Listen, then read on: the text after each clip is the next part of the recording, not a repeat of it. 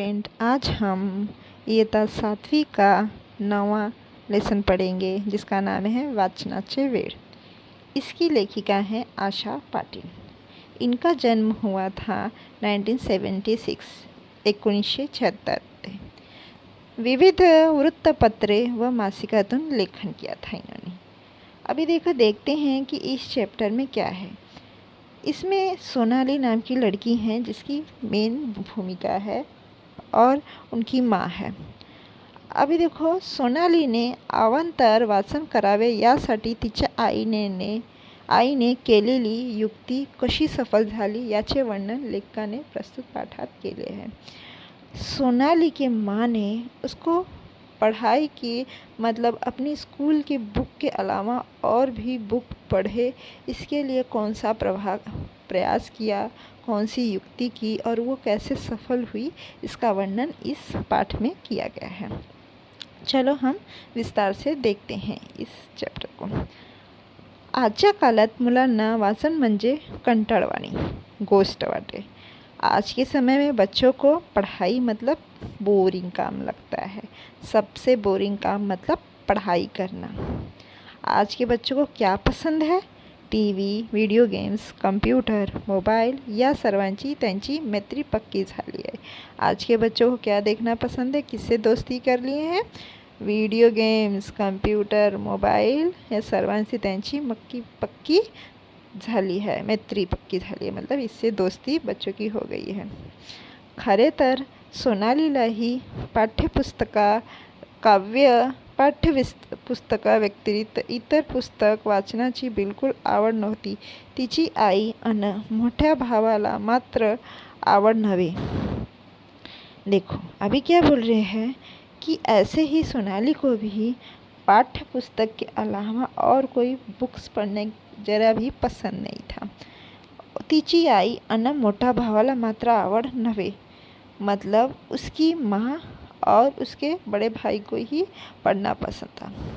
तर वाचनाचे वेडच होते उनको, मतलब पढ़ने की एकदम आदत थी। वो एकदम उनकी हॉबीज थी कि उनको पढ़ना है, उनकी माँ और उनके भाई को। तिच्या आईने बराच वेळा वाचनाकडे तिचे मन वळवण्याचा प्रयत्न केला। उसकी माँ ने बहुत प्रयास किया कि सोनाली का मन पढ़ने में लगे। आपल्या अभ्यासाशिवाय दररोज किमान 2 पाने अवांतर वाचवीत असे तिचे मत होते। अपने स्कूल की पढ़ाई के अलावा और भी बुक्स, स्टोरी की और भी बुक वो 2 पन्ने रोज पढ़े, ऐसा उनका मानना था। खूपच प्रयत्न करूनही सोनालीला अवांतर वाचनासाठी प्रवृत्ती करण्याकरिता आईला यश येत नव्हते। बहुत प्रयत्न करने के बाद भी उनकी सोनाली की माँ को इसमें यश नहीं मिल रहा था। वो नहीं कुछ कर पा रही थी, वो सक्सेस नहीं हो पा रही थी। एकदा तिच्या आईने एक गोष्टीची पुस्तक तिला हातात दिलं आणि तिला सांगितले, सोनाली, मला एक शाळेत पाहुणी म्हणून बोलवलं आहे। तिथे मुलांना मी एक गोष्ट सांगणार आहे। मला खूप काही गोष्टी माहीत आहे, पण कोणती गोष्टी सांगू ते समजेना। एक बार की बात है, एक छुट्टी का समय था और उसकी माँ ने क्या किया कि एक गोष्टीची पुस्तक तिच्या हातात दिली और एक स्टोरी की बुक उसके हाथ में दिया और बोली कि तिला सांगितले और बोली उसे, सोनाली, मला शाळेत पाहुणी म्हणून बोलवलं है। मुझे एक स्कूल में क्या किया है, गेस्ट के रूप में बुलाया गया है। तिथे मुलांना मी एक गोष्ट सांगणार आहे। मैं वहाँ पे बच्चों को एक स्टोरी बताऊँगा, कहानी बताऊँगा। मला खूप काही गोष्टी माहीत है, मुझे बहुत सारी कहानी मालूम है, पण कोणती सांगू ते समझना, लेकिन कौन सी कहानी बोलूँ ये मुझे समझ में ही नहीं आ रहा है। या पुस्तकातील एक गोष्ट सांगावी असं वाटतंय। मुझे इस कहानी में से की बुक में से एक कहानी बताना है, एक स्टोरी बताना है, ऐसा मुझे लगता है। तू यातली एक छानसी गोष्ट मला निवडून दे, मी तीच गोष्टी शाळेत सांगेन। आप मुझे एक काम करो, की मुझे इसी बुक में से एक अच्छी सी गोश्त कहानी मुझे ढूंढ के दो और मैं वही कहानी स्कूल में बताऊंगी। आईला मदत म्हटल्यावर सोनालीला शाळेतल्या बाईंनी सांगितलेले आठवले. आपण सर्वाला मदत केली पाहिजे. या मदतीची सुरुवात घरापासून करा. अब माँ की बात सुनकर सोनाली को उसके स्कूल की टीचर ने जो कहा था वो बात याद आ गया. उनकी टीचर ने क्या कहा था? आपण सर्वांना मदत केली पाहिजे. हमको सबकी मदद हेल्प करनी चाहिए. या मदतीची सुरुवात घरापासून करावं और इस मदत की सुरुवात घर से ही करना चाहिए. मदत करण्याने आपल्याला तर आनंद होतोच, पण दुसऱ्यांना आनंद हा आपल्याला समाधान देऊ जातो. देखो क्या बोल रहे हैं कि हमें दूसरों की मदद करनी चाहिए. मदद करण्याने आपल्याला तर आनंद होतो. मदद करने से हमको तो खुशी मिलती ही है, लेकिन पण दुसऱ्याला आनंद हा आपल्याला समाधान देते और दूसरे को आनंद तो मिलता है, लेकिन अपने को क्या एक समाधान देकर जाता है. तुम्ही घरी किंवा इतर ठिकाणी कोणकोणती मदत करता त्याची नोंद ठेवा आणि ती दर शनिवारी दाखवा. और क्या बोली थी उनकी टीचर ने? तुम किस किस को मदद करते हो उसकी यादें नोट करके रखो एक बुक में और हर शनिवार को दिखाओ. ऐसा सोनाली की टीचर ने बोला था. सोनालीने आत्तापर्यंत बऱ्याच नोंदी वहीत केल्या होत्या. सोनाली ने अब तक बहुत सारे नोट करके स्टोरी बातें रखी थी अपनी नोटबुक में. आईला मदद एक नवीन नोंद होईल और माँ को मदद करना मतलब एक नया नोट हो गया. बाई देखील सगळ्यासमोर आपले कौतुक करतील और जब ये बात टीचर को पता चलेगी तो वो सबके सामने मेरी तारीफ करेंगी, कौतुक करेंगे, शाबाशकी देतील, शाबासकी देंगी. या विचाराने तिने पटकन हो म्हणून आईच्या हातातले पुस्तक घेतले. ये सोचकर सोनाली ने तुरंत झट से माँ के हाथों से बुक्स ले लिया.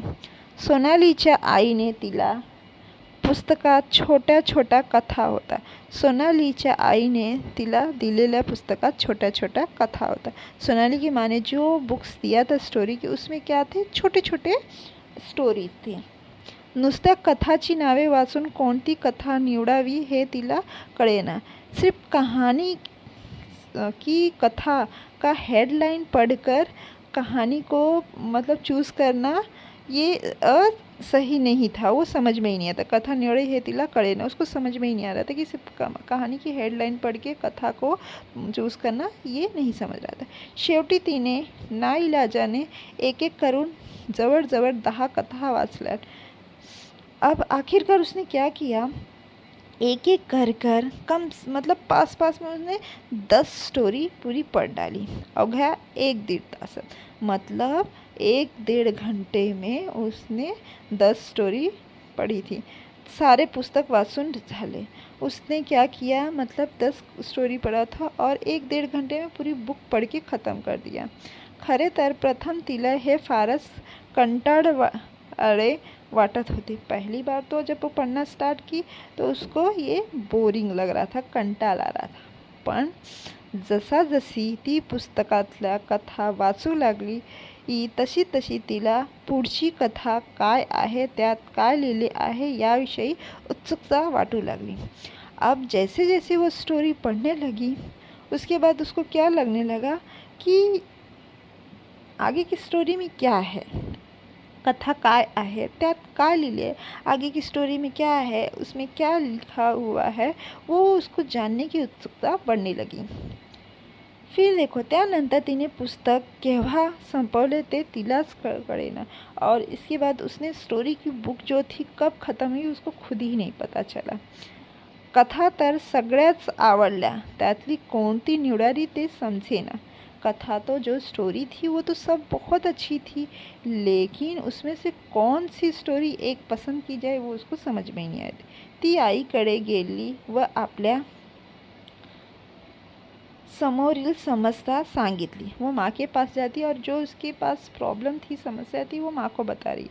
मग आईने तिला प्रत्येक कथेचा थोडक्यात सारांश एका पानावर लिहायला सांगितले।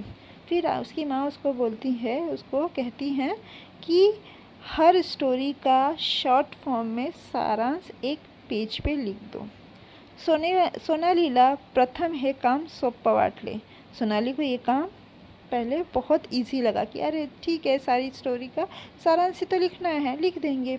लेकिन देखो क्या हुआ, पण एक दोन कथानंतर पुढच्या कथेत काय है हे पटकन आठवेच। अभी एक दो स्टोरी उसने लिख लिया, लेकिन उसके बाद वो आगे की स्टोरी में क्या है उसको वो याद ही नहीं आ रहा है।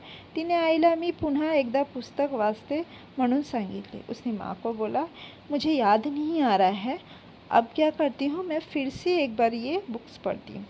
खरे तर आज घरात आजी आजोबा बाबा दादा काकू काका या साऱ्यांनाच सोनालीकडे पाहून नवल वाटत होतं।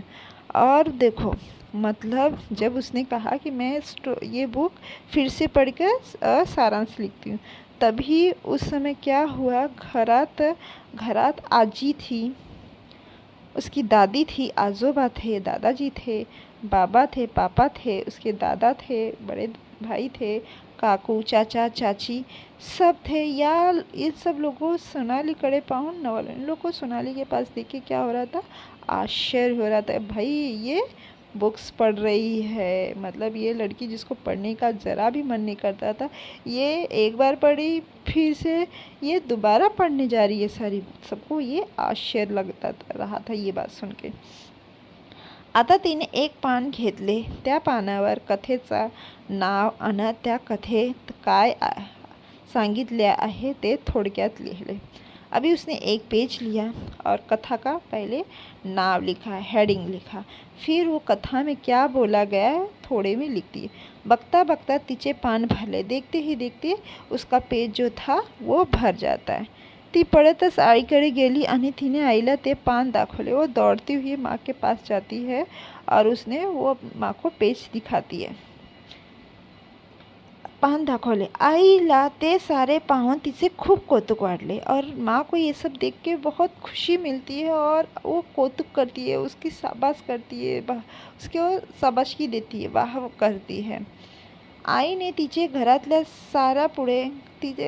सारा पुढे कौतुक केल्यामुळे तिचा आनंद गगनात मावत नव्हता और माँ ने पूरे घर के सामने उसकी तारीफ़ करती है, कौतुक करते हैं उसको। मतलब ये देख के ना उसका आनंद गगन में, मतलब वो आसमान में जैसे उड़ने की जैसा उसको इतनी खुशी मिलती है। शाळेत गेल्यानंतर तिने आपण काल आईला काय आणि कशी मदत केली ते सांगितलं और स्कूल में जब वो जाती है तब उसने कल घर पे माँ की कैसे हेल्प की वो बताती है आणि सोबत एक कथा ऐकवली और साथ में ही उसने एक स्टोरी भी बताई। तिने आजपर्यंत कधी अवांतर वाचन केले नव्हते। उसने आज तक पढ़ाई के सिवा कोई और बुक्स कभी पढ़ी ही नहीं थी। तिच्यातला हा अमूलाग्र बदल सर्वांना आनंद येणार होता। उसके अंदर ये चेंजेस, बदलाव जो था ये सबको खुशी देने वाला था। वर्गात प्रथम बाईने आईला मदत केली म्हणून अभिनंदन केले। क्लास में उसकी टीचर्स ने पहले क्या किया कि माँ को हेल्प किया था, मदद किया था, इसके लिए उसका अभिनंदन स्वागत करती है। आणि नंतर तिने वर्गात एवढी छान गोष्टी सांगितल्या म्हणून कौतुकाने तिच्या पाठीवर शाबासकी दी और उसके बाद स्कूल में इतनी अच्छी स्टोरी बताती है जिसके लिए उसकी टीचर ने उसके पीठ पे शाबासकी देती है, तारीफ़ करती है। सोनालीला आज खूब आनंद झाला था। सोनाली को क्या हुआ था, आज बहुत खुश हुई थी, बहुत वो हैप्पी थी, बहुत खुशी मिली उसको। तिने आता घरातल्या शाळेच्या वाचनालयातल्या अनेक पुस्तकाचे वाचन करायचे ठरवले। अभी उसने क्या किया था, क्या डिसाइड किया कि वो घर के, स्कूल के लाइब्रेरी में अनेक पुस्तका वाचन करना, वो बहुत सारे पुस्तकों, अलग पुस्तकों को वो पढ़ेगी, ये उसने डिसाइड किया था। मतलब घर के, लाइब्रेरी, स्कूल के लाइब्रेरी के मतलब जो अनेक प्रकार के बुक्स है वो पढ़ेगी, ऐसा डिसाइड किया था. आईने सांगितल्याप्रमाणे तिने एक वही केली होती. माँ के कहने के हिसाब से उसने एक नोटबुक बनाई थी. त्यामध्ये ती आवडलेल्या ओळी किंवा एखादा प्रसंग लिहून ठेवत होती. उसमें वो अपनी फेवरेट स्टोरी, प्रसंग कुछ भी होता था वो लिख के रखती थी. सोनालीला प्रोत्साहन देण्यासाठी बाबांनी तिच्या वाढदिवसाला एक छानसे पुस्तक दिला. सोनाली को प्रोत्साहन देने के लिए, उसको मतलब प्रमोट करने के लिए, उसको प्रोत्साहित करने के लिए उसके पिताजी ने क्या किया था, उसके बर्थडे पर एक अच्छी सी स्टोरी बुक गिफ्ट की थी. आणि सोबत तिच्या वर्गातील सारा मुला-मुलींना एक पुस्तक भेंट स्वरूपात दी. और उसके क्लास के सारे बच्चों को उसने भेंट के स्वरूप उसके बाबा ने, पिताजी ने एक बुक दिया था, पुस्तक दिलं ते. सोनालीला आता पुस्तक वाचत जा असे सांगण्याची गरज उरली नव्हती. सोनाली को अब पुस्तक पढ़ते जाओ ये कहने की ज़रूरत पड़ी ही नहीं. आई होप बच्चे लोग आपको ये चैप्टर समझ में आया होगा. अगर समझ में आया है तो लाइक करें, शेयर करें और सब्सक्राइब करें. Thank you.